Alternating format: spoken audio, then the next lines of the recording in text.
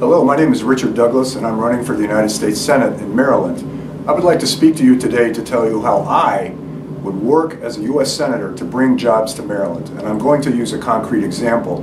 Last week, Caterpillar Corporation announced that it intends to bring 1,400 good manufacturing jobs back to the United States from Japan.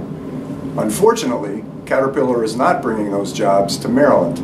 Caterpillar has decided to build a new factory in Georgia. This, ladies and gentlemen, is a perfect example of what happens when your elected leaders in the United States Senate and in the State House in Annapolis fail to do their jobs. What would I have done if I were a U.S. Senator? I would have gone to the front door of Caterpillar Corporation and I would have pounded on that door until they heard me out about why those jobs belong in Maryland. One of the reasons the company decided to put their factory in Athens, Georgia, is because Athens, as they said, is close to Atlantic Ocean seaports in Charleston and Savannah. Caterpillar will use those seaports to export its equipment to foreign countries. Ladies and gentlemen, Athens is 240 miles away from the Atlantic Ocean. 240 meters from the Port of Baltimore, there is vacant industrial land that could have been used to build this factory.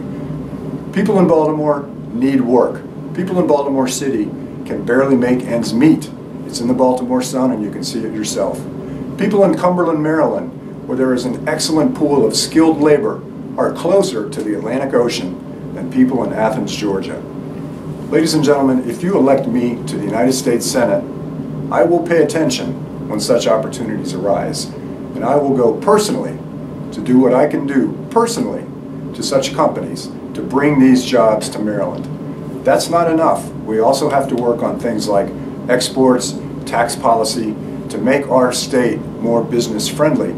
But the most important thing a U.S. Senator can do for you is to try. And if your senator does not get out from behind that desk to beat on the door of these companies about bringing that work to our state, they are failing you. If you elect me to the U.S. Senate, you'll see a difference on the first day. I need your vote, ladies and gentlemen. Please remember me on April 3rd when we have our primary election. Thank you very much.